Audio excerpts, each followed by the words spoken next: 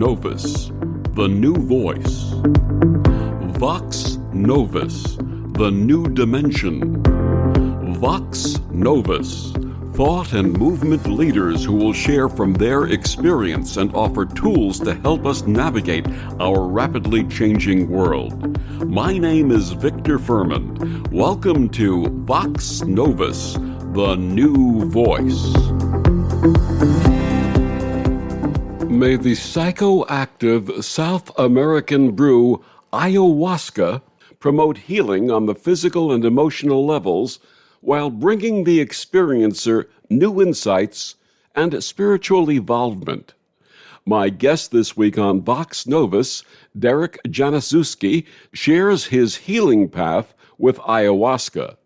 Derek Januszewski is the founding pastor of Pachamama Sanctuary in southern New Hampshire. He joins me this week to share his story and the ceremonial use of what indigenous people of the Amazon call the medicine. Please join me in welcoming to Vox Novus, Derek Januszewski. Thank you. Thank you so much for joining us. Please tell us about your path and how it led to the medicine and your founding of Pachamama Sanctuary. That's a pretty big question, but to make it a little bit shorter, I'm a product of tremendous childhood abuse, physical, emotional, sexual, psychological, and abandonment and all of that. And I came up in a couple of difficult and tough neighborhoods till eventually I flunked out of college after one semester and kind of entered the workforce. At that point, I thought everything was fine. I didn't really understand that all that stuff was going to cause me problems down the road, or could cause me problems down the road. So I never really sought out any mental health, help with mental health or psychology or anything like that. I was doing pretty well in the workforce. I met a woman who became my wife and the mother of my 3 children. And around the age of 30, all of a sudden I got this message that just hit me like a ton of bricks. And it was, this is a big house of cards. It's all going to come down. And I didn't really understand the message at all. But it definitely hit me like a freight train. I had to pull over because I was driving and I was like, what was that? Soon after that, I kind of fell into behavior patterns that were very obsessive compulsive. I dove into work, but I was also starting to play a lot of poker compulsively, and I got really good. I ended up doing that as for a living for a while, but I was in front of the computer for 80 to 100 hours a week, and I lost connection with my wife, with my kids, with my life, with just my marriage in general. So my marriage started to break down and dissolve. Eventually, we split, and when we split, I got my own place. And the first day I was there, somebody that I knew showed up and said, "Hey, this will make you feel better," and dropped a whole bunch of cocaine on the table, and that started my path into addiction, deep, dark, sinister, just addiction. And that lasted about 10 or 11 years until I tried towards the end of that 10 years. I tried AA for 3 of them, but it really wasn't getting the job done. It wasn't relieving me of the deep desire to self-medicate, really. And so I was really desperate to do something. And I heard on Joe Rogan's podcast about ayahuasca that helps people with addiction. So I thought, hey, I'll give it a try. And I was going to go to Peru until I found a place in Florida, which was about 2 hours away from where I was living. And I went there. And after one retreat, it relieved the compulsion to use for a good 45 days. I went from deep depression and not getting out of bed until 2 or 3 o'clock in the afternoon to up at 5 in the morning, going and getting coffee, grabbing a book, going to the beach and reading and feeling really good about my life. It was a massive shift. And about 45, 50 days in, all of a sudden the compulsion came back. I relapsed, and so I went back, and a second time I got some more relief. I relapsed again, and then the third time, by this time I had run out of all my resources. And just to give you an idea of what those resources were, I at one point had 12 houses. I had a lot of money in the bank and a lot of money in retirement. I had nothing left. So I called the church and was just asking for help. And eventually somebody from the church called and said, "Hey, I can give you one of my retreats that I've earned through volunteering, but you have to dive head first into a new way of life," is the words that she said. And I still talk with her regularly. She gave me the opportunity to sit for the third weekend, and it definitely changed things for me. It made me want to be of service to other people in the community. So I just started volunteering. I just started showing up every weekend and washing buckets and cleaning up the kitchen and doing anything that I could to support the people that were running the place. And that just led to me being there every weekend. Eventually, they gave me a little bit of money to be able to, pay for my travel, and they would feed me over the course of the weekend. I was making $200 to show up on Thursday and leave on Monday, and I was grateful for it because I got to be of service. And then eventually, there was a shift that happened on the team, and I relapsed one more time, and I got fired for it. So the owner asked me to leave, and I was really, really hurt. But he said, you have some free weekends that are there for you. And I said, okay. So I showed up, and I got my dharma. I was supposed to work around music, and I didn't really know what that meant. But I was like, okay, whatever grandmother says, whatever the ayahuasca says, I will do, because I need a direction. One thing led to another, and through a whole series of happenstance, there's a whole story behind this, but I ended up in a music venue in New Hampshire with some people that were taking a lot of mushrooms, and I was there to hold space for them because they knew that I knew like how to handle that kind of thing because I'd been around it so much. And then one thing led to another. Actually, when I got home, a day later, I got a phone call from somebody who had just trained to serve medicine down in Peru for 4 months that I hadn't heard from in almost a year. It seemed random and out of the blue, and they wanted me to organize retreats for them. And so I told them I'd do one, and I did it. And he said, "Oh, this is great. You got to do it again." And I'm like, "Okay, I'll help you again." And that was 3.5 years ago. And now, we started our first retreat with 5 people. And, in the month of July, we hosted something like 140 people between 4 retreats. Getting back to that message that you received while you were driving, in retrospect, where was that message coming from? It's pretty easy to see now, but the message was, this is not the life that you're meant for. This is nothing like where you should be. You need to change. Something, this is not where you're supposed to be. And what do you think the source was? Was it your own source? I mean, that kind of message, I get it regularly now. I get intuitive messages now. I think, spirit, personal spirit, God, the source, creator, is connected by a thread to all of us from the seed that's in us of creator.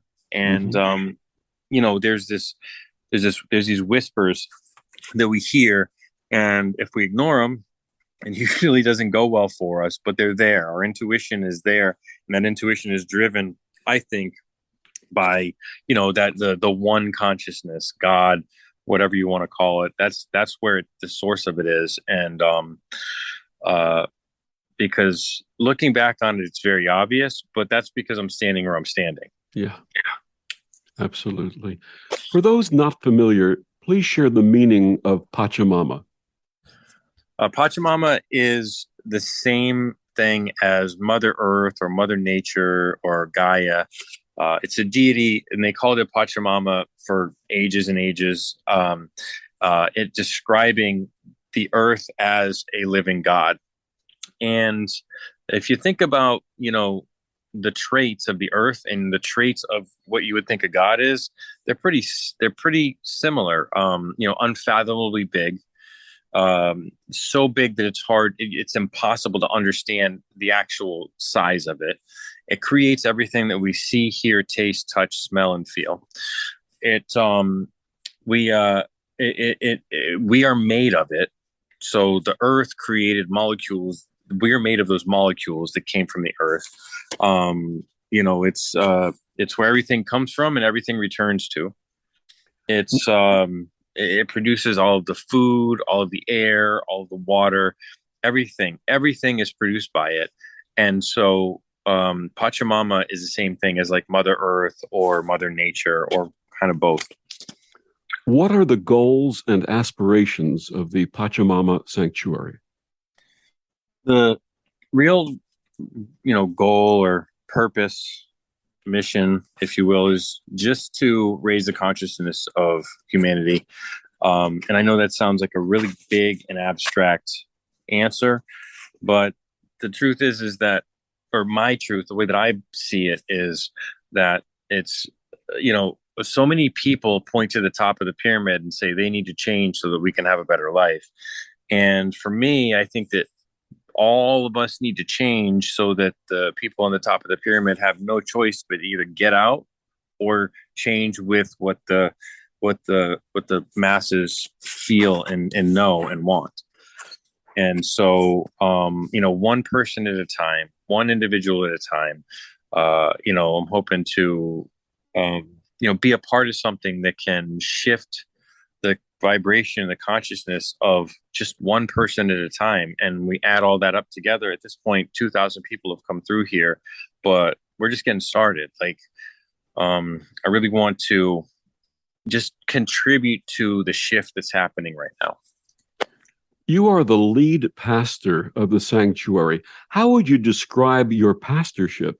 And is the Pachamama Sanctuary considered a church? So, yes, we're considered a religious organization. There's other words for church that also fit, like temple, mosque, sanctuary, etc. So we're a religious organization. And as a pastor, if you look at the definition of what a pastor is, a pastor really keeps everything organized and everything moving. I do give a few words throughout the weekend retreat, but I don't serve medicine. That's not really my position. I support the team in ceremony, but I don't take the lead in constructively, a part of the entire ceremony from start to finish. It's my job to make sure that everybody in ceremony, all of the helpers and guides and the shamans are supported. It's my job to make sure that we have a good and safe and comfortable place to call home, that we have all of the materials that we need, like the plant matter and all the food for the weekend, and make sure that we're protected with the legal protections and all of that. It's my job as a pastor to make sure that the sanctuary as a corporation is running smoothly, so that everything that the guests can need and the helpers can need is there and protected and safe. Are the retreats open to those of all religions or none? Absolutely. It's not our job to tell you what to think. It's our job to give you the opportunity to dive in deeper to what you think. And so it doesn't matter if you're atheist, agnostic, Christian, Catholic. It doesn't matter if you're Hindu or Buddhist or anything else. In my view, it doesn't like my view of what God is not relevant to you, what your view of what God is. It's not up to me to point you in a direction. It's important to me to support your connection with whatever that spirit is. Now, for those not familiar with, or perhaps have heard mixed stories about ayahuasca, please share with us what it is. Ayahuasca is plant medicine. It's a tea that's brewed from two plants from the Amazon region in South America. One of them is a vine, and that's called ayahuasca. Ayahuasca is the vine, or vine of the soul, is what ayahuasca is referred to as. Then there's a second ingredient, which is the chacruna leaf, and the chacruna leaf has some other alkaloids that, when they're brewed together, it creates this sacrament. And ayahuasca is used as a plant medicine to heal certain parts of us that other things just don't seem to heal. And so it creates a mystical experience, and it allows our mind, body, and spirit to be open enough so that we can get rid of programming, trauma, baggage, ancestral programming, and all of that. We can release it.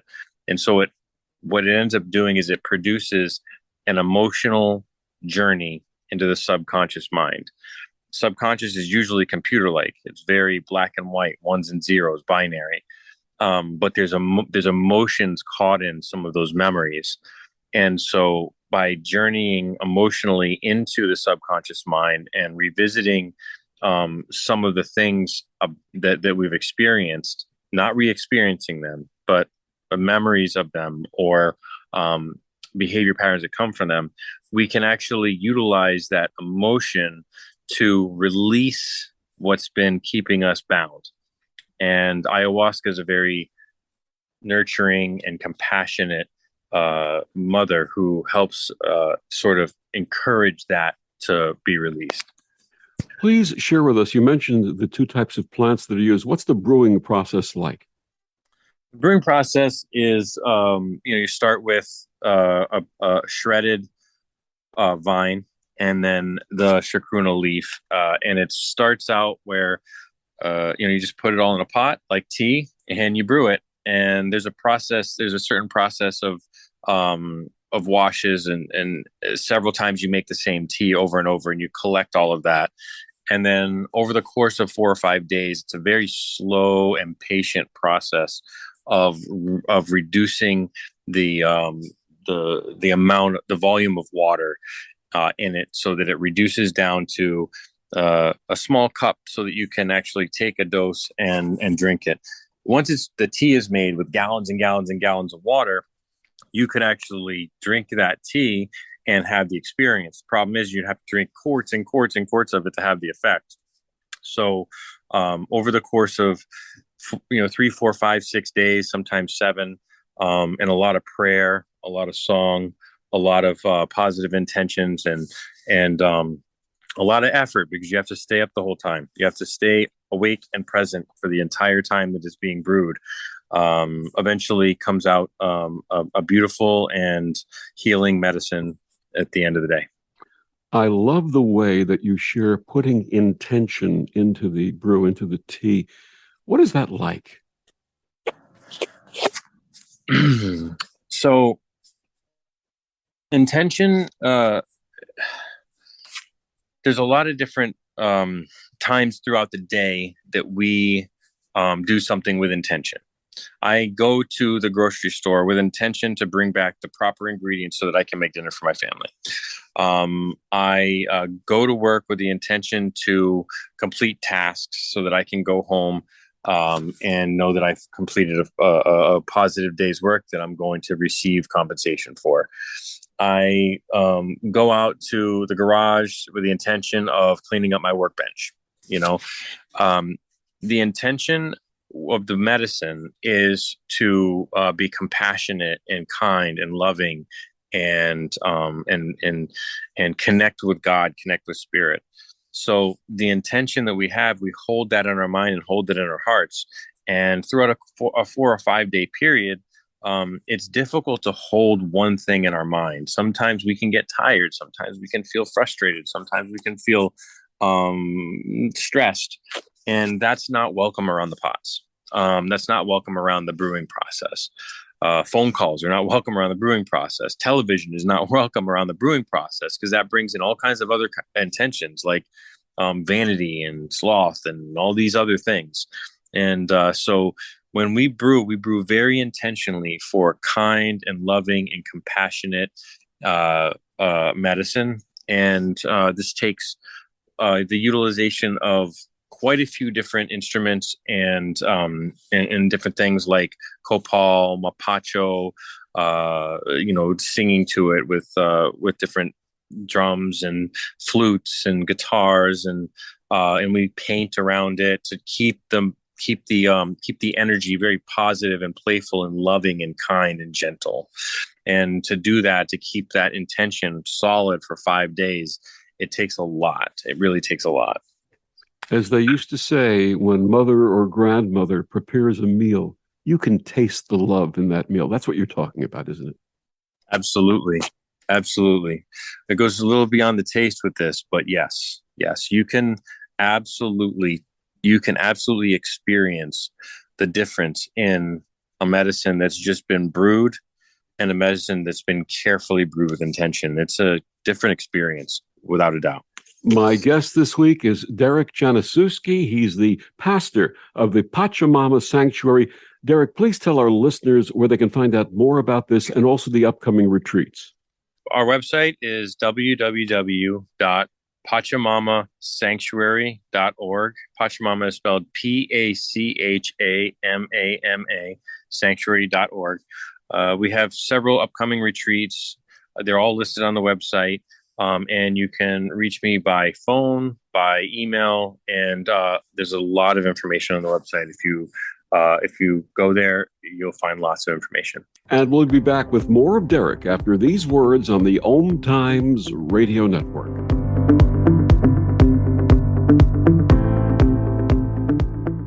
Free your mind with OMTimes Radio, IOM FM. OMTimes Magazine is one of the leading online content providers of positivity, wellness, and personal empowerment. A philanthropic organization, their net proceeds are funneled to support worldwide charity initiatives via Humanity Healing International. Through their commitment to creating community and providing conscious content, they aspire to uplift humanity on a global scale. OMTimes, co-creating a more conscious lifestyle. Hello, I'm Sandy Sedgbeer, host of OMTimes Magazine's flagship radio show, What is Going On? My passion is sifting through information, research, and innovations from new thought teachers, speakers, and researchers pushing back the boundaries of what we know about life, energy, metaphysics, and the universe. I love shifting perceptions about who we are, why we're here, and how quickly impossible becomes normal when we open our minds, expand our awareness, and accept that the only limits that exist are those we place upon ourselves.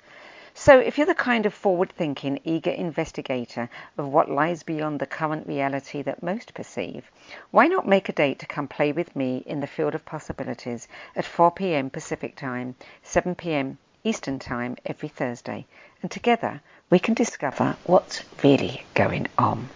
Asked what kind of family she wanted. She said, a family like yours. Learn more about adopting a teen at adoptuskids.org. You can't imagine the reward. Brought to you by the U.S. Department of Health and Human Services, Adopt U.S. Kids, and the Ad Council.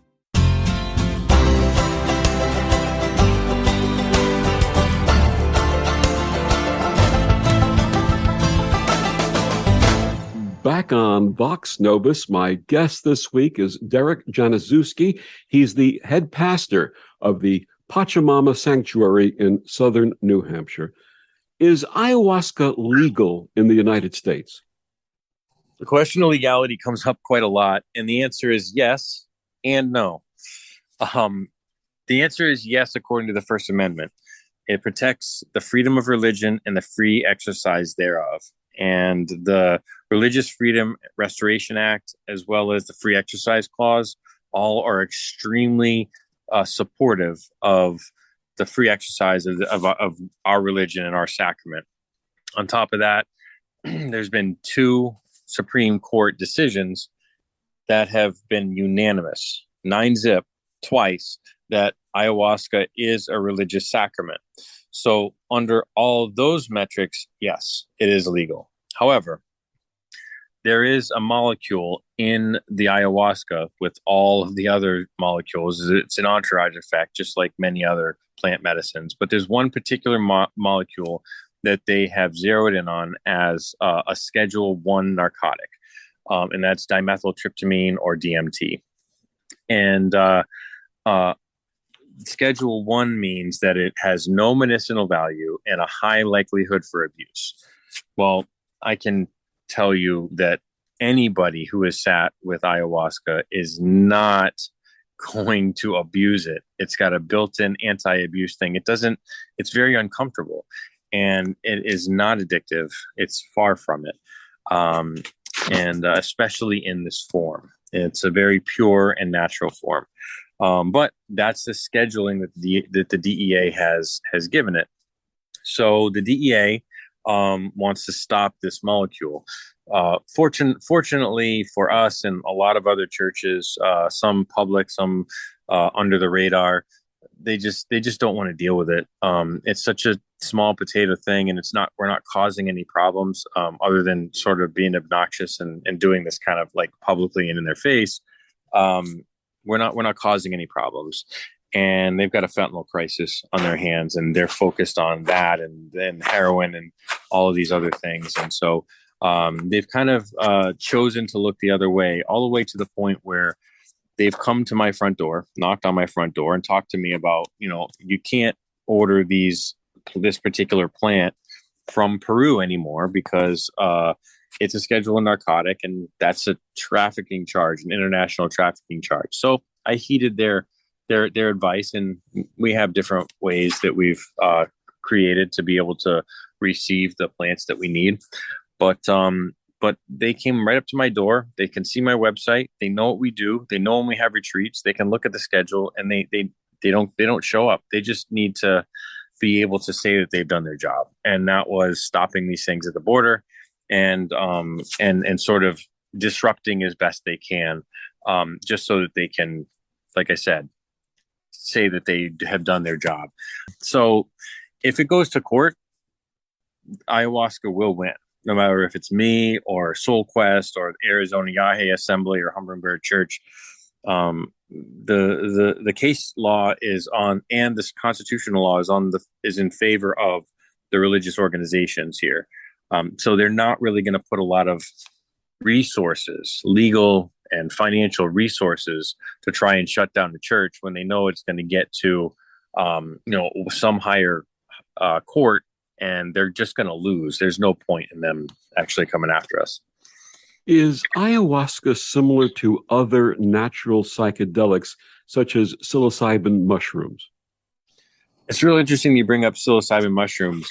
So there's different classes of entheogens or psychedelics, and these different classes of entheogens. One of them is the DMT-based entheogens, which is, in my view, this is the Cadillac. This is the one that is the spirit molecule, the one that connects us with our spirit. We already have it in our body. It's believed that when we pass from this realm to the next, when our body dies, that DMT is released in very high doses to make the transition more comfortable. So that's what's in the ayahuasca. It's also what psilocybin breaks down to. Psilocybin breaks down to psilocin, and then that goes into the blood, and the psilocin, I think a phosphorus atom pops off and it becomes dimethyltryptamine or DMT. So there is a similarity in one of the active ingredients with psilocybin. But the other psychedelics, LSD, MDMA, peyote, or mescaline, these are all different classes. So it doesn't really have as much in common with, say, mescaline. It's a totally different molecular structure. It's a totally different effect. It does have some similarities because it is an entheogen, but the molecular structure is definitely different. Now, we've heard stories of those drinking ayahuasca and then having unpleasant physical reactions, including vomiting. Is there any truth to this?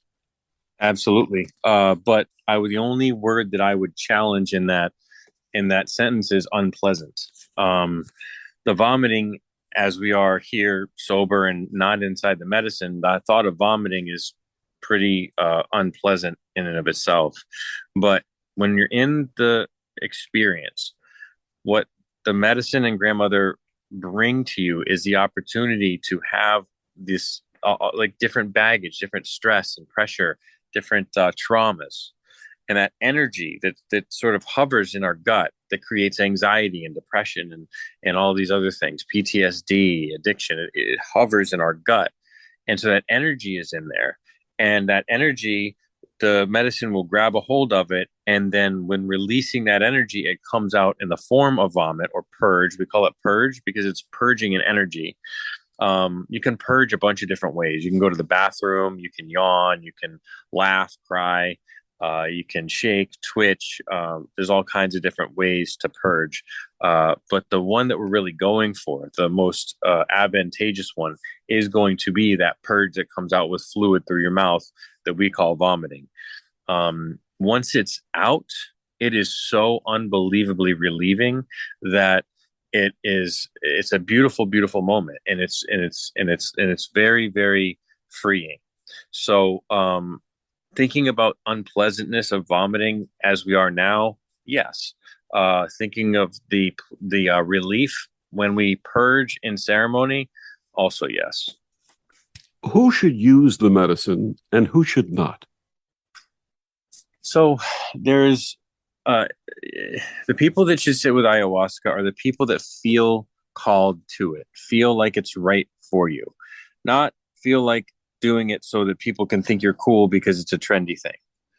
But deep into your core, you know that this medicine has called you. It popped up in a random way. You're not really sure why it did that, but or you just know in your gut that you need to come and the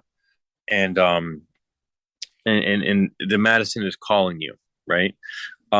So that's who should drink it. The people that shouldn't drink it, you shouldn't drink it if you're just wanting to experience a different psychedelic. You shouldn't sit with the medicine if you have a history of schizophrenia, bipolar, heart attack, stroke, seizures, or some other medical conditions around the heart, the blood pressure, and some major psychiatric disorders. You shouldn't take the medicine if you're on any psych meds like SSRIs or antidepressant meds or anti-anxiety meds or anything like that. These can be very dangerous and actually deadly. You shouldn't drink the medicine if all your friends are drinking it and you feel like it's important for you to tag along. Don't go. You should only drink if you know in your gut that you should go. What would you say to someone who is curious about this, but also afraid of it? I would say to do some research, but also trying to get in touch with some people that have actually sat with it. Maybe watch some videos of people that have actually sat with this medicine. And then, and if it's a curiosity, you can do a lot of research to satisfy your curiosity. It's not a reason to drink the medicine, but through that curiosity, it might produce a situation where you know that you need to sit or you're being called, and that's okay. Don't rush that. But if you're curious about it, there's tons of information out there. How often may someone sit with ayahuasca? It depends on their traumas and how deeply they're being affected. I've seen people drink every week. I've seen people drink a couple times a week. I personally know somebody who drank every day for 4 years.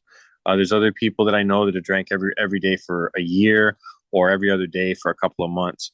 It's a very safe medicine. That being said, you shouldn't drink it more than you're called to drink it. So that's a personal choice and a personal decision there. Can it be abused? Can it be abused? I have not seen it abused.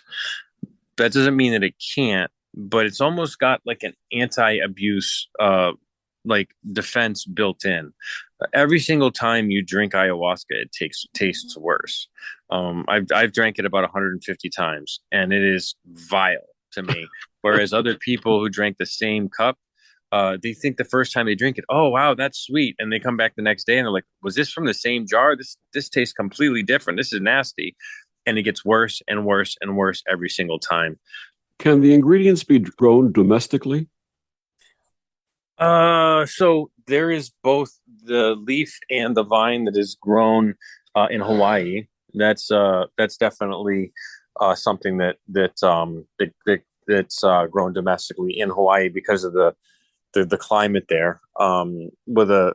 I think that there's vines growing in Florida, and there's also people that have greenhouses. They can grow the chacruna, and they can probably grow the vine too. I think the only state that'll really thrive in is Hawaii, but I'm not a botanist. I'm not certain of that. Is there any difference in the effectiveness of the Hawaiian or domestic versus that which comes from the Amazon region? I have only heard about the Hawaiian medicine, which I'm going to get the opportunity to drink down over in November.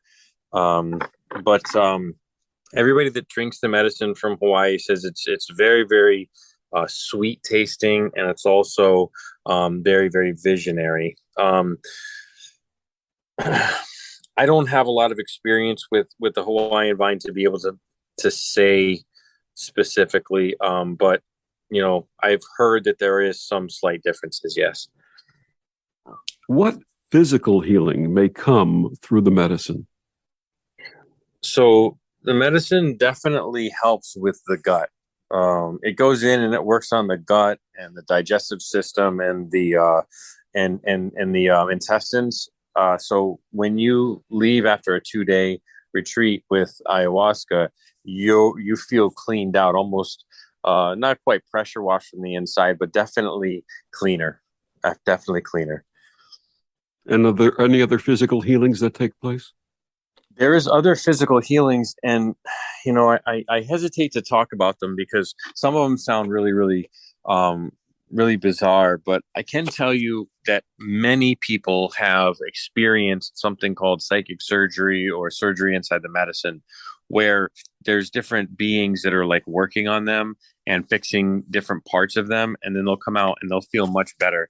And this happens quite often, from everything to eyesight, from an ankle that's been sore to a lot of different things. Hello? Yes, I'm still here. Go ahead. All right. Yeah. So that's the medicine does have a way to go in and help the physical ailments, but there's definitely a part of it that has to do with the metaphysics, and it's sort of like the metaphysics. For example, there's a meaning, a psychological meaning to every injury that we have. So and I'm just going to make this up for an example, but somebody has a chronic twisted ankle or a chronic sprained ankle. It can mean that they deep down are afraid of stepping forward in life and actually going after their goals. And so they feel held back by themselves. And so you can go into the medicine and have that blockage removed, then your ankle will feel better through the metaphysical attachment to that injury. Understood. You talked about your challenges and how this was effective for PTSD and anxiety. Tell us about the emotional healing that comes through this practice. It's not just in the medicine, but just generally in life that this starts to open up different parts of us. The first time that I actually really got impacted by something outside of the medicine, I remember it like it was yesterday. So it allows us to feel certain things, right? So my first journey, I looked in the mirror and I saw this like demon that was inside of me, and I was like afraid of it. And then the next night I purged it out and I went and looked and it was gone, right? And it was relief and I was happy, it was joy. And I was telling myself, I love you, I love you, I love you. And to the mirror, something that I had never done before. And so that was a really interesting emotional moment. But outside of the medicine, once these blocks are gone, I was holding space in one of the ceremonies down there in Florida. And I remember this gentleman by the name of Matt. He comes out and he needed to get inside the house because it was super hot. And he stopped by a bush and he was purging into the earth. And this emotion came up and it overwhelmed me, and I started crying, and I was not on medicine. I had no medicine in me at that time, and I had no idea what was going on. I felt really good, but I was crying. And so I went in and asked somebody else that was a part of the church. I'm like, well, what's going on? Like, I feel really good. I saw this thing. I was so happy for him. And then I started crying. What's going on? And he says, well, that's joy. Like, when was the last time you experienced joy? And I started to think about it, and I never had that experience before. I was like 41 years old before I ever experienced what joy was. I experienced it in the delivery room. I started crying when my son and both of my daughters were delivered. And that was a very similar feeling of joy. But outside of these extreme moments, I never experienced joy. And so it allowed me to kind of cultivate that and tap into that and understand that and give myself permission to feel that. My guest is Derek Januszewski. He's with the Pachamama Sanctuary. We'll be back with more after these words on the OMTimes Radio Network.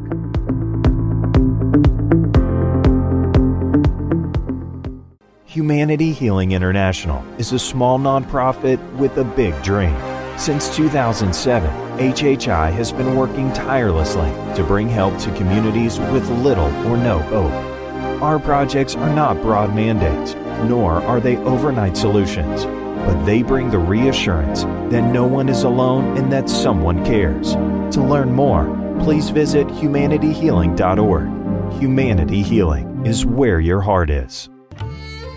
Imagine yourself being transported to India, to the banks of the Ganga and an ashram in Rishikesh. Visualize that you are welcome to satsang with an American sannyasi who shares the wisdom of her guru. Your visualization has manifested. Join Sattvi Bhagawati Saraswati for inspiration and transformation every Thursday at 11 a.m. Eastern on OMTimes Radio. My pain into purpose is pretty much what I have done to start this foundation. In August 2020, after the death of George Floyd, Bridget Floyd and other family members established the George Floyd Memorial Foundation in support of the Black community. It's going to take more than just us as a foundation. It's going to take the community, the world, to make a change. Fight for racial justice for the Black community. Learn how at lovehasnolabels.com. Brought to you by Love Has No Labels and the Ad Council. Asked what kind of family she wanted. She said, a family like yours. Learn more about adopting a teen at adoptuskids.org. You can't imagine the reward. Brought to you by the U.S. Department of Health and Human Services, Adopt U.S. Kids, and the Ad Council. Look out, world, we're getting strong. The future's here and we belong. She can STEM, she can do more. Like build a rocket and watch it soar. Or clean the oceans and make the world a better place. Oh, she can STEM, so can you. Find a cure, invent something new. There's no challenge in the world that she can't face. She can STEM.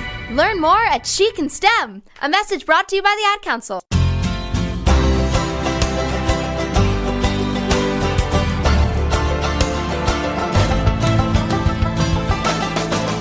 Back on Vox Novus, my guest this week is Derek Januszewski. He's the pastor of the Pachamama Sanctuary in New Hampshire.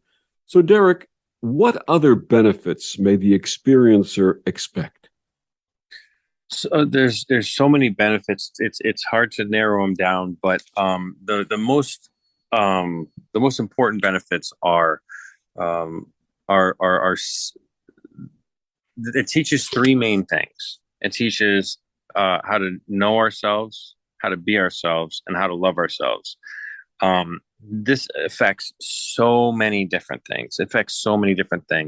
But one easy one to identify is that when we know ourselves and we want to be ourselves and love ourselves, as human beings, I believe we all have the desire or the drive inside of us to be of service to other people.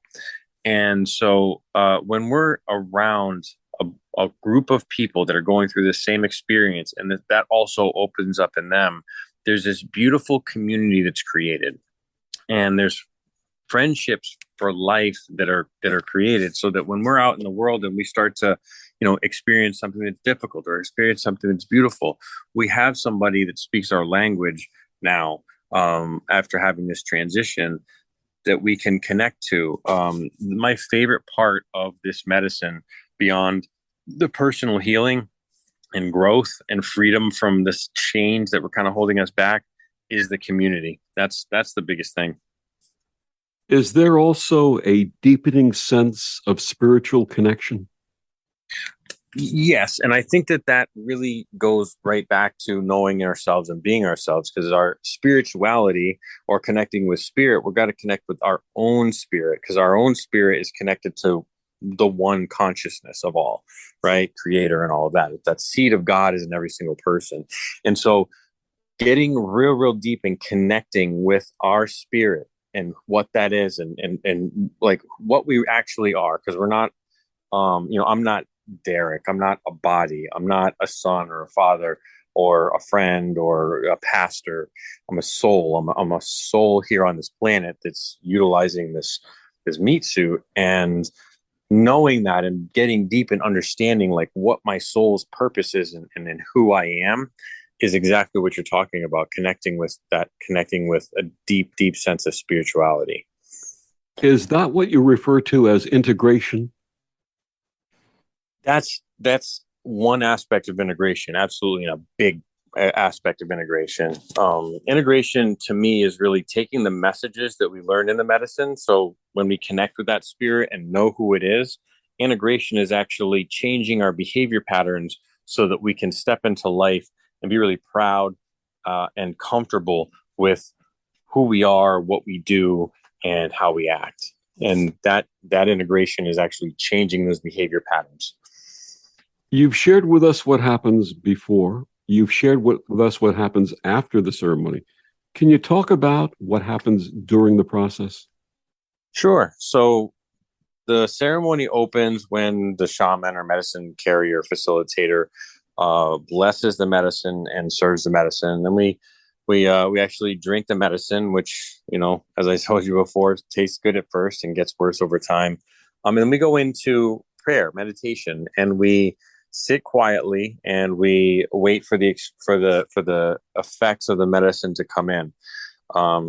Describing the actual experience is impossible, because first of all, every person experiences the medicine differently, and then every person has multiple experiences. Every one of those experiences are different. There are some similar notes though. Your body will be very heavy. You feel kind of tired. Sometimes some fear will come in that we need to breathe through. And there will be visions usually, and the messages come in very, very deeply. It can be a very heavy process because it's shadow work, and these shadows are becoming very, very vibrant and very clear in front of us. And so when they come in, it's really important to surrender to what is and not fight it, because sometimes it's especially with people who come to the medicine new, it's really easy to want to fight what's happening and try and kind of get out of it. And the more we try and get out of it, the more difficult it gets.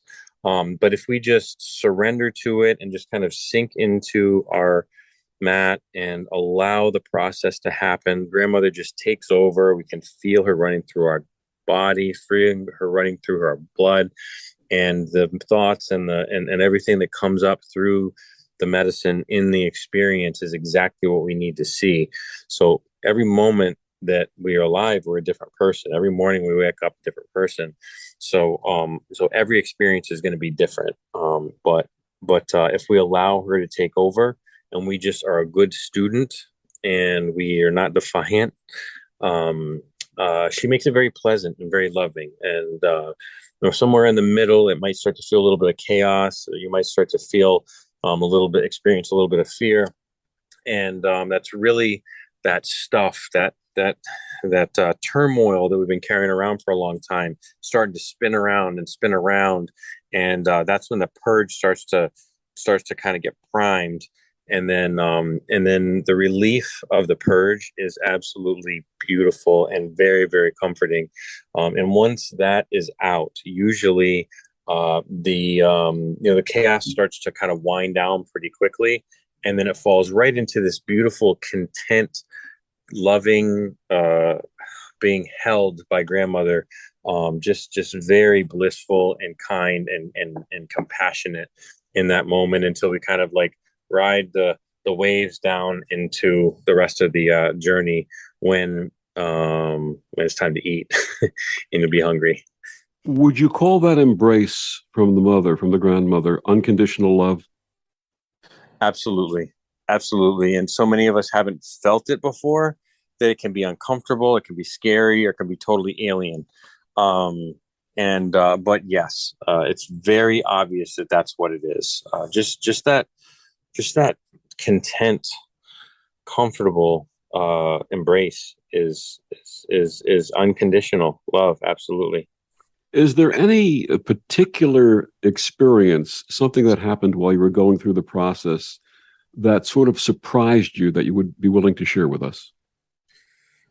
Yes. So this is kind of a neat story, and this is very surprising even still. So I've never painted anything really. I painted a couple of times, but nothing significant.